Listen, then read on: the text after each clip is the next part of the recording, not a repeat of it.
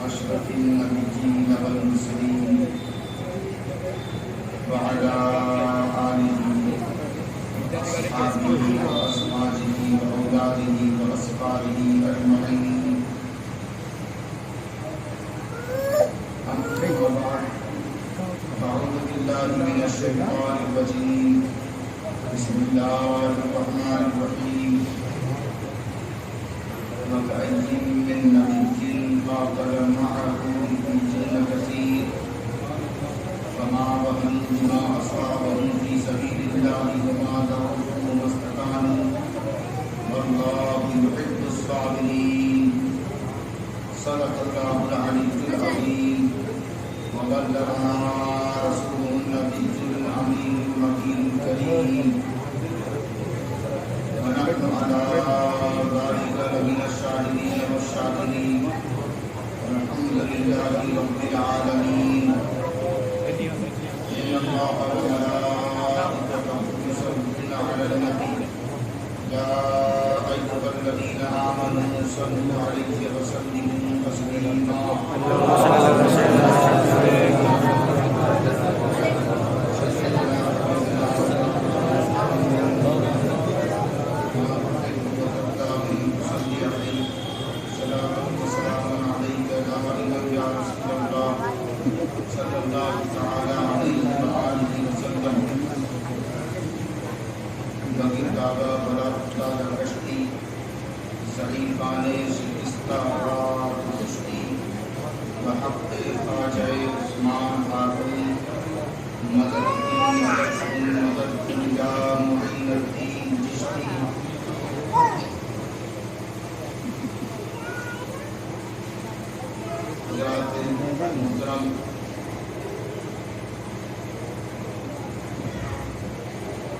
سامعین،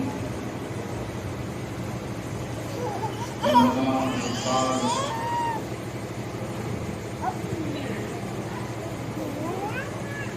غیرت مند اہل سنت والجماعت، اس مقدس تاریخ میں، دن میں اور جن کے ذکر کے حوالے سے یہاں جمع ہیں، وہ ذات بھی مقدس ہے، دن بھی مقدس ہے، تاریخ بھی مقدس ہے.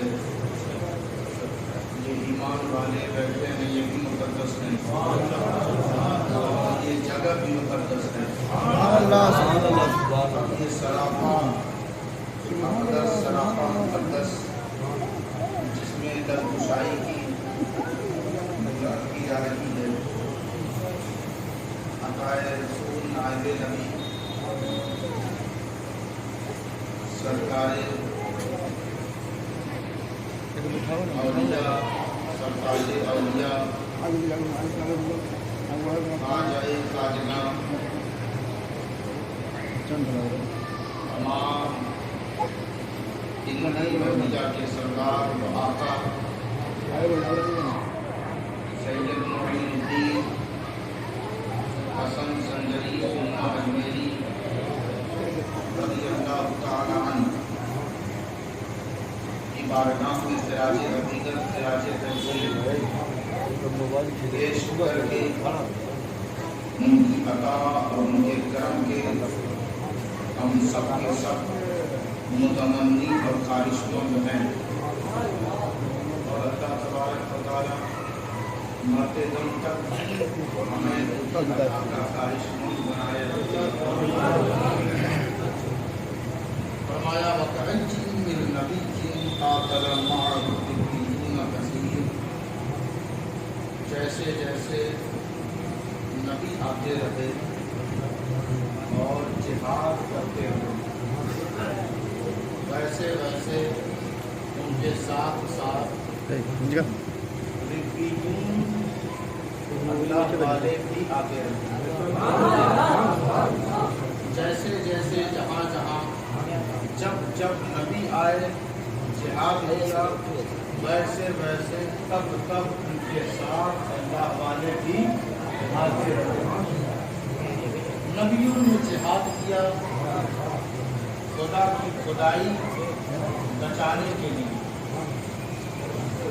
نبیوں نے جہاد کیا، خدا کی خدائی کے لیے ولیوں نے جہاد کیا نبی کی عزت کے لیے۔ تو جو اللہ کی الوہیت اور اللہ کے دین کی سر بلندی کے لیے جہاد کرے اسے قرآن نے نبی کہا، اور ان کے ساتھ جو لگ کر نبیوں کی عزت کے لیے جہاد کرے اسے قرآن نے ربیون کہا۔ تو نبی اسے کہتے ہیں جو راہ خدا میں لوگوں کو لے آئے اور حق کا پرچم بلند کرے، اور ولی اسے کہتے ہیں جو نبیوں کی عزت کے لیے، نبیوں کے ناموس کے لیے، نبیوں کے تقدس کے لیے، نبیوں کے شان و شوکت کے لیے جہاد کرے۔ تو ہر نبی کے ساتھ ولیوں نے جہاد کیا اور شرکت کی۔ ہم بات کریں گے سید ابرار و اخیار طٰہٰ و یاسین، ہم سب کے آقا، گنہگاروں کے شفیع، ہمارے رزق کے قاسم، معاملات پر حاکم، یعنی احمد مصطفیٰ محمد مصطفیٰ صلی اللہ علیہ وسلم، جو دوسرے نبیوں کے ساتھ لگ کر جہاد کرے اسے اللہ نے قرآن میں ربیون کہا ہے، اور جو احمد مختار کے عظمت، ناموس، شان و شوکت کے لیے جہاد کرے اسے دنیا معین الدین کہتے ہیں۔ وَكَأَيٍّ مِّن نَبِيٍّ قَاتَلَ مَعَهُ رِبِّيُّونَ كَثِيرٌ۔ عزیزان گرامی قدر اور چھوٹے اچھے سچے نوجوان سنی بچے تمام غور سے سنیں اور پوری دل جمعی کے ساتھ سنیں۔ کہا وَكَأَيٍّ مِّن نَبِيٍّ قَاتَلَ مَعَهُ رِبِّيُّونَ كَثِيرٌ۔ ربیون و کثیر کو بعد میں ذکر کیا اور نبی کا ذکر پہلے ہوا۔ وَكَأَيٍّ مِّن نَبِيٍّ قَاتَلَ کا ذکر پہلے ہوا اور ربیون کا ذکر بعد میں ہوا۔ بیچ میں ایک نسبت ہے معہو کی۔ معہو یعنی بندہ اس وقت تک رب تک پہنچ نہیں سکتا جب تک کہ وہ ان کے ساتھ نہ ہو جائے۔ قرآن نے یہ ہمیں ضابطہ دیا، اصول دیا، شعور دیا، عقیدہ دیا، رنگ بھنگ دیا کہ اے سنیوں اور اے غریب نواز کے ماننے والوں، اے جو غریب ہے وہ غریب نواز کو مانتا ہے، اور جو جس پر امیری کا تکبر اور گھمنڈ ہے وہ غریب نواز کو نہیں مانتا۔ ہم عاجزوں انکساری والے لوگ ہیں، ہماری گردنیں توبہ و ندامت سے جھکی رہتی ہیں، اور ہم رب کے حضور کہتے ہیں پروردگار ہماری کوئی حیثیت نہیں۔ وہ کہتا ہے جب تو نے یہ مان لیا کہ تو عاجز ہے، منکسر المزاج ہے، تو اخلاق مند ہے، تو اب تیرا غریب نواز معین الدین ہے۔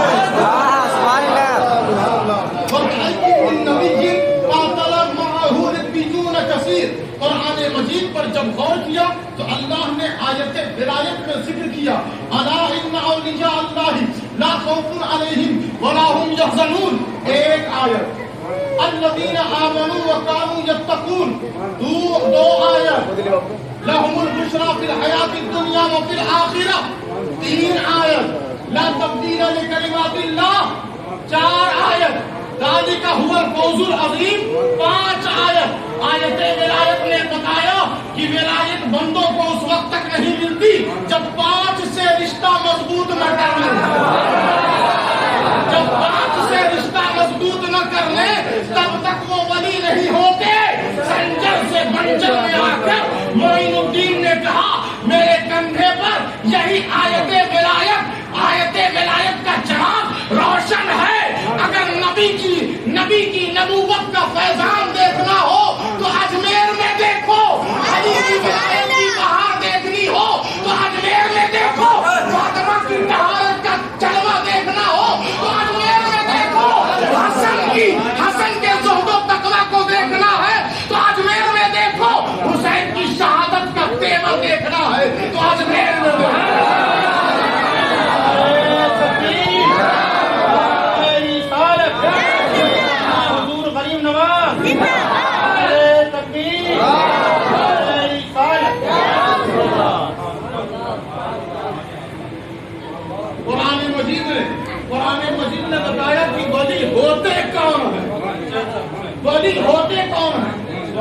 وہ ہیں جو ہر وقت نبی کے ساتھ ہوں. محمد رسول اللہ والذین معہ اشداء علی الکفار رحماء بینہم تراہم رکعا سجدا. محمد اللہ کے رسول ہیں، ان کے ساتھ جو ہوتے ہیں وہی تو ولی ہے. صدیق اکبر ولی ہے، فاروق اعظم ولی ہے، عثمان غنی ولی ہے، اور مولا علی ولی ہے. سارے ولیوں کے قیامت تک سردار ہے. بس اتنی سی ہے جس کا رشتہ نبی کی معیت سے ہٹ گیا وہ کبھی ولی نہیں ہوتا، کبھی ولی نہیں ہوتا. کوئی اگر ہاں اس کا بھی خیال رکھنا ہوگا کہ جو نبی سے زیادہ قریب ہے اور جو تھوڑا سا دور ہے اسے اس قریب والے کی عزت کرنی پڑے. صدیق اکبر کی معیت محمد رسول اللہ کے لیے تو اب صدیق اکبر کی عزت فاروق اعظم کو کرنی پڑے. فاروق اعظم کی معیت نبی سے ہے تو اب فاروق اعظم کی عزت عثمان غنی کر رہے ہیں.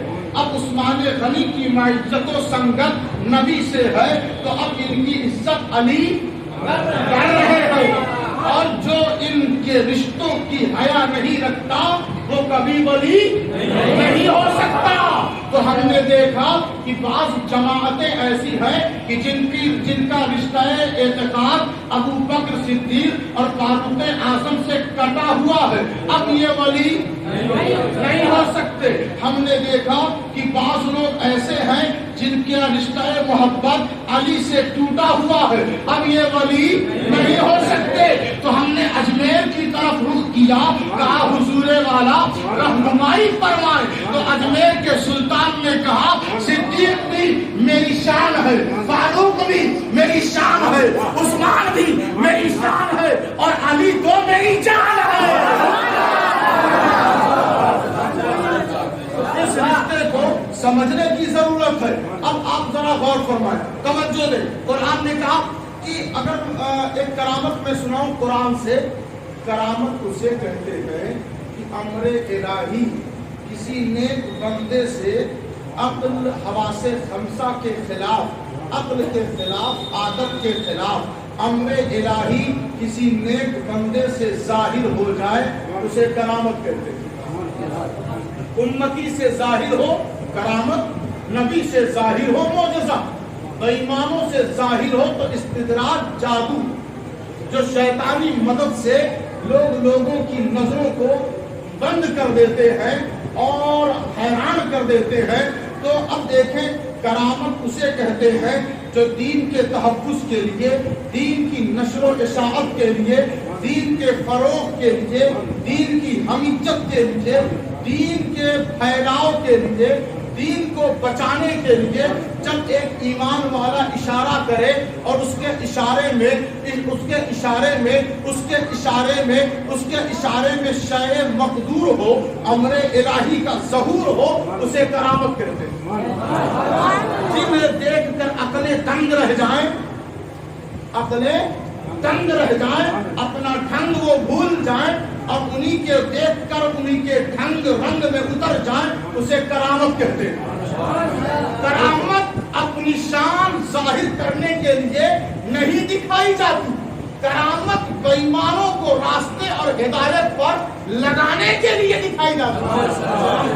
کرامت کو بندے چھپاتے ہیں، اللہ والے چھپاتے ہیں. ہم نے دیکھا الم تر کیف فعل ربک باصحاب الفیل، یہ کرامت قرآن بیان کر رہا ہے. یہ کرامت قرآن بیان کر رہا ہے، کہہ رہا ہے 6 رجب المرجب کو معین الدین کی محفل سجانے والوں جب معین الدین کی بات آئے اور ان کی کرامت کا ذکر ہو کہ کاسے اور کوزے میں وہ انا ساغر کو انہوں نے داخل کر لیا، ایک غیر فطری چیز جو تھی جس کے اندر تولد کی صلاحیت نہیں تھی، بیٹا وہ جن نہیں سکتا تھا، لیکن اشارہ غریب نواز سے، فیضان غریب نواز سے اس نے بیٹا جن دیا. تو پریشان مت ہونا، کرامت قرآن میں ہے، کرامت قرآن میں ہے، کرامت قرآن میں ہے. ہم نے دیکھا کہ حضرت صالح کی اونٹنی ایک پہاڑ کے ٹیلے سے نکل جاتی ہے. حالانکہ پہاڑ پتھریلے ٹیلے کے اندر یہ فطرت یہ قدرت کی طرف سے نظام نہیں ہے کہ وہ جانوروں کو پیدا کرے. وہ جانوروں کو پیدا کرنے کی صلاحیت پہاڑ کے اندر نہیں ہے, اس کی ماں کے اندر. یہی ہے نا. لیکن صالح علیہ السلام کی اونٹنی پہاڑ کے ٹیلے سے نکل رہی ہے اور تمام اونٹنیوں میں ممتاز اور طاقتور ہے, پہاڑ کے ٹیلے سے نکل رہی ہے. ارے جب قرآن میں یہ مانتے ہو کہ ایک پہاڑ اونٹنی جن سکتا ہے تو ایک مخنث ایک اشارے ولی سے کیوں نہیں بیٹا جن سکتا ہے؟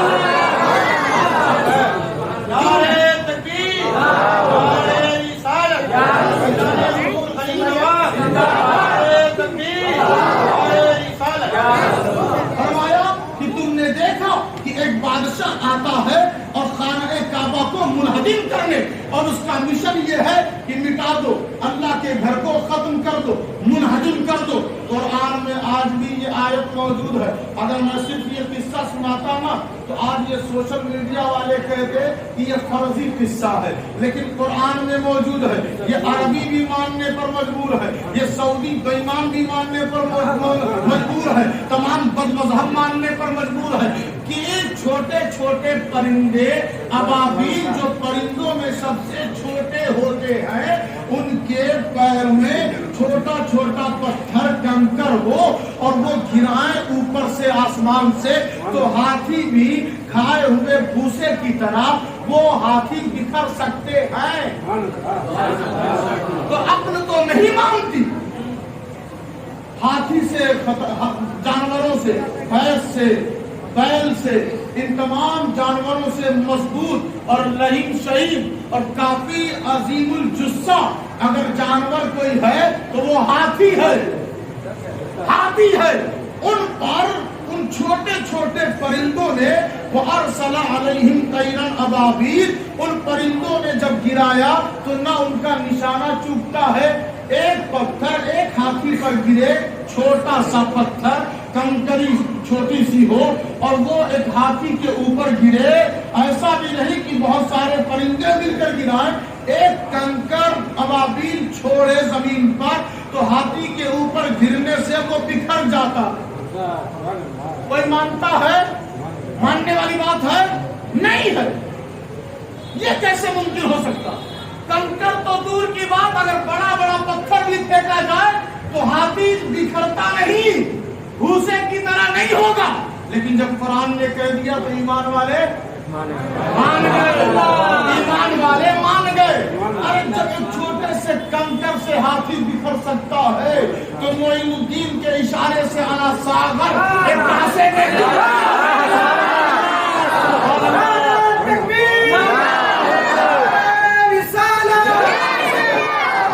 غریب نواز, غریب نواز, غریب نواز, رسول, تکبیر. سبحان اللہ, سبحان اللہ. میں اللہ نے بیان فرمایا ہے, ذکر کیا ہے, اس کا ارشاد عالی شان موجود ہے. اللہ نے فرمایا کہ دیکھو بات اتنی سی ہے, الذی عندہ علم من الکتاب, وہ حضرت سلیمان کی کچہری ہے, عدالت ہے, اس میں سلیمان نبی بیٹھے ہوئے ہیں اور کہتے ہیں بلقیس کا عروج بہت بڑھ چکا ہے, اس کا تخت میری بارگاہ میں لایا جائے. ایک جنات آتا ہے, لوگ جنات کو طاقتور مانتے ہیں اور کہتے ہیں کہ ولایت کی دلیل کے لیے جنات کا ہونا بڑا ضروری ہے, تب ہم ولی مانیں گے کہ آپ کے قبضے میں جنات ہے کہ نہیں. آج میں بتاؤں گا کہ طاقتور جنات ہوتے ہیں یا ولی ہوتے ہیں. ولی سے تم پروف مانگتے ہو کہ آپ کے قبضے میں کتنے جنات ہیں, تب تو ہم مانیں گے. اللہ نے قرآن میں کہا سلیمان کے قصے میں کہ سلیمان کہتے ہیں کون ہے جو اس کے تخت کو میری بارگاہ میں لا کر رکھ دے. تو ایک جنات کھڑا ہوتا ہے, کہتا ہے حضور مجھے وقت دیا جائے, اتنا وقت دے کہ محفل برخاست ہو, محفل برخاست ہو اور پھر قائم کی جائے. اس مراحل اور اس گھڑی میں میں تخت بلقیس لا کر رکھ دوں گا۔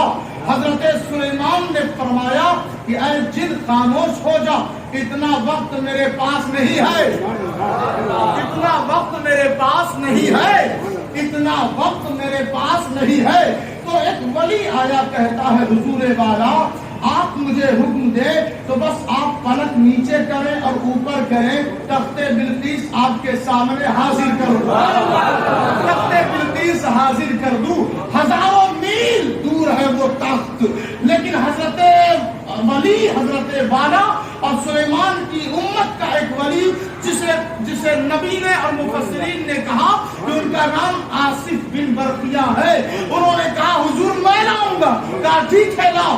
بیٹھے بیٹھے وہی سامنے سے کہا اللہ تخت بلقیس حاضر ہو گیا۔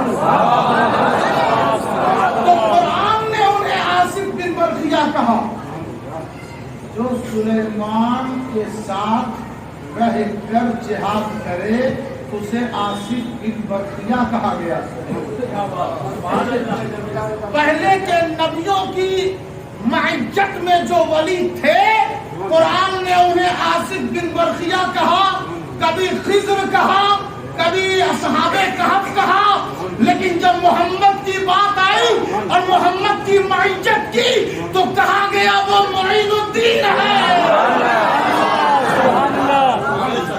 وہ عطائے رسول ہے، وہ غریب نواز ہے۔ تو کرامت تو قرآن میں ہے، کرامت تو قرآن میں ہے، بس سمجھ میں نہ آئے تو وہ یہ اور بات ہے، سمجھنا ہی ہے تو ہم سنیوں سے آ کر سمجھو، ہم سنیوں سے آ کر سمجھو۔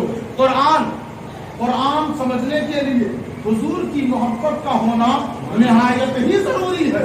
اب آپ دیکھیں قرآن مجید نے کہا المال والبنون زینۃ الحیات الدنیا والباقیات الصالحات خیر عند ربک ثوابا وخیر املا۔ قرآن مجید فرقان حمید نے کہا مال اور اولاد دنیاوی زندگی کی زینت ہے۔ آپ کو زینت دنیا ہی کی چاہیے، آپ کو زینت دنیا ہی کی چاہیے، قبر اور آخرت کی تو چاہیے نہیں۔ یہی بات ہے نا، سارے لوگ خاموش ہیں۔ کہا مال اور اولاد دنیاوی زندگی کی زینت ہے۔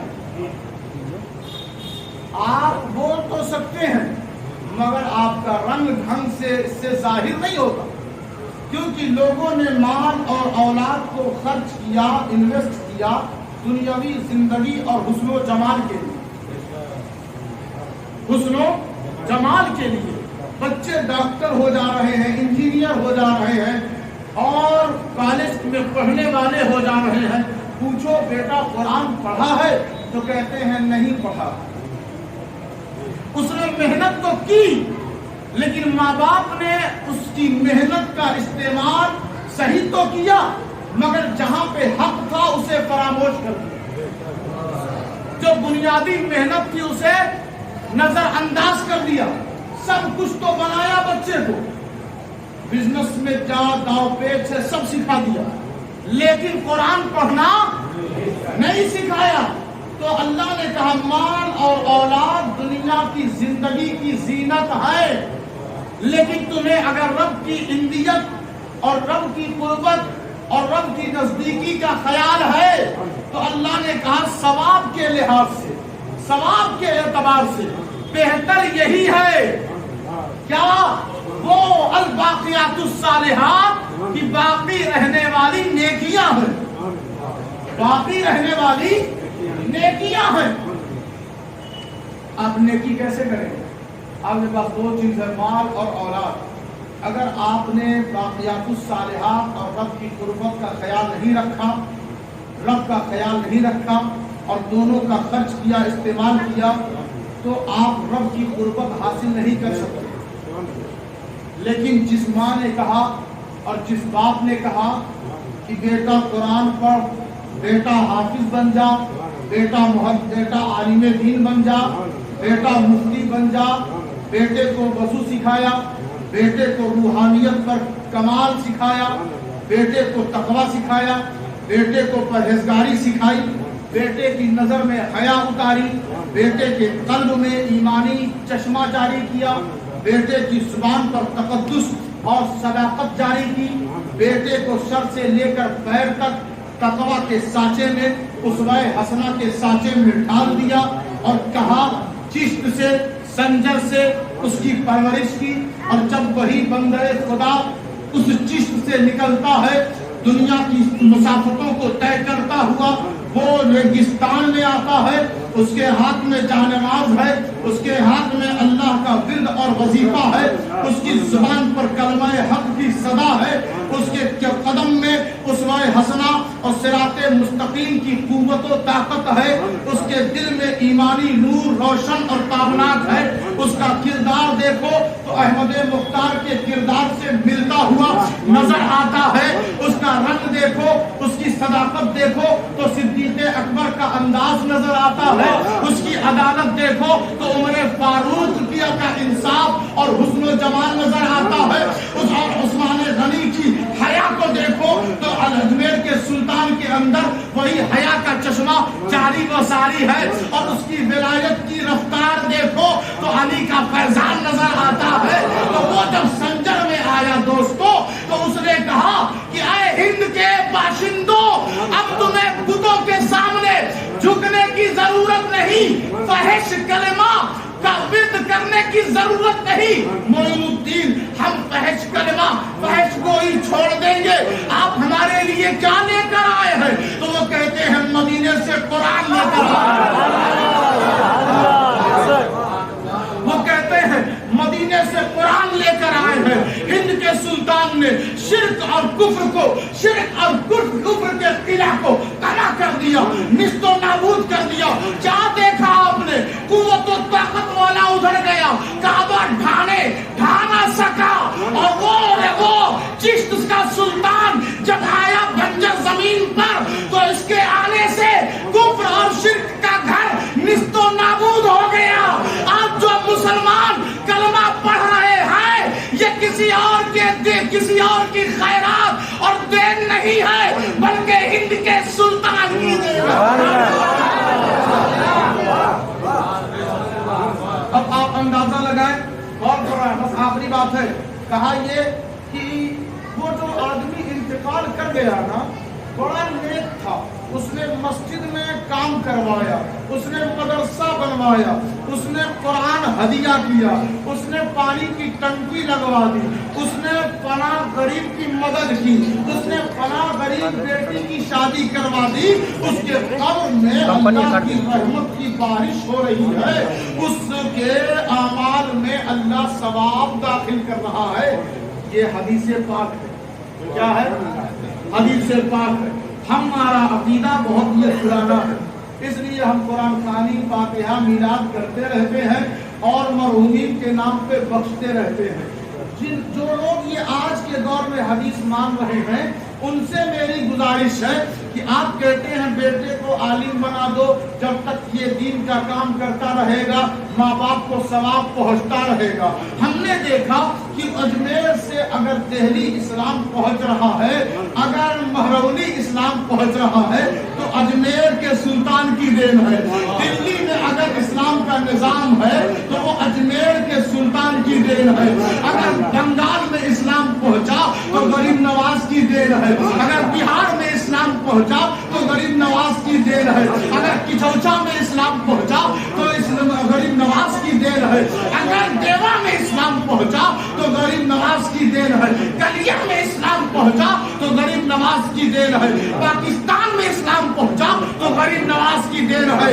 اب اس دین پر ذرا غور کریں، جب یہی کرم غریب نواز، جب غریب نواز کا کرم مہرونی، دہلی، پنڈوا اور کچوچا، دیوا، بہرائچ اور کلیا سب کا سفر کرتے ہوئے جب یہ کرم بالکل گرم ہوا تو دھاوا میں پہنچا۔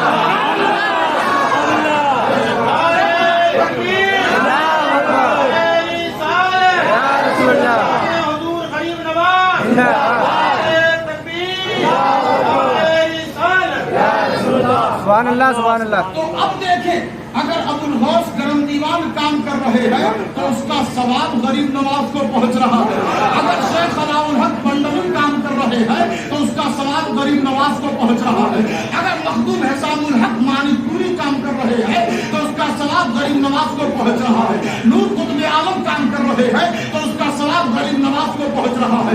अगर तारिकुस सल्तनत काम कर रहे हैं तो उसका सवाब गरीब नवाज को पहुंच रहा है। सादी अख्तरिया काम कर रहे हैं तो उसका सवाब गरीब नवाज को पहुंच रहा है। बाबा फरीद काम कर रहे हैं तो उसका सवाब गरीब नवाज को पहुंच रहा है।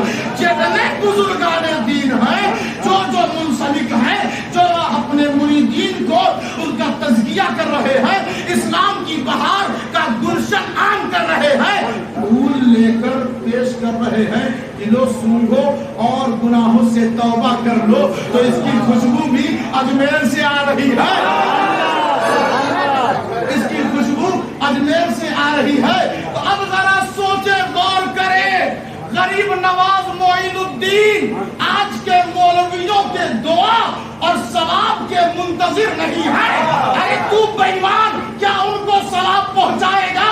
सारे औलियाए किराम ने जो इस्लाम का किला और इस्लाम का किल दाखिल कर दिया है, जो इस्लाम का झंडा लहर रहा है, वो झंडा देखकर जरा दयानतदारी और ईमानदारी से कहो कि वो जो लहर रहा है उसकी लहर में भी अजमेर के सुल्तान की देन है।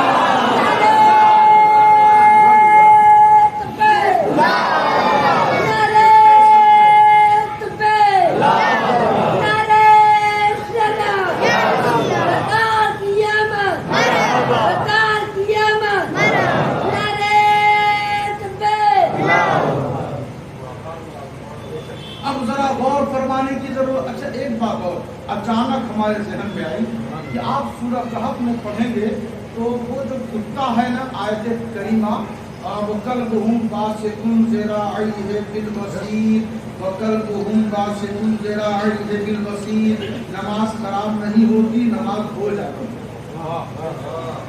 वो असहाबे कहफ के दरवाजे पर जो कुत्ता खड़ा हुआ, बैठा रहा, उस कुत्ते की तिलावत से, उस कुत्ते का नाम लेने से नमाज हो जाती है।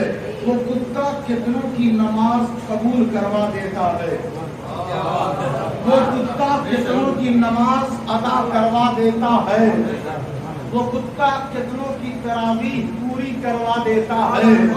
वो कुत्ता होकर, वलियों का कुत्ता होकर नमाज पूरी करवा सकता है। मोहम्मद का वली होकर गरीब नवाज ख्वाजा मोइनुद्दीन हसन संजरी की बारगाह में जाने से ईमान लोगों का खराब हो जाता। हम कहते हैं आपका ईमान बहुत पहले खराब हो चुका है, आपको याद और समझ में नहीं आता। ईमान वहां जाने के बाद मजबूत होता है, ईमान सलामत होता है। अरे जब कुत्ते की तिलावत से नमाजें मुसलमानों की हो रही है तो गरीब नवाज की बारगाह में जाने से ईमान लोगों का मजबूत हो रहा है। अल्लाह तबारक व तआला आपके ज़ौक़ को अल्लाह सलामत रखे। मोइनुद्दीन सरकार अजमेरी के फैज़ान से तमाम को अल्लाह माला माल फरमाए। वमा अलैना इल्लल बलागुल मुबीन। खड़े होकर हुज़ूर अंदाज में सलाम।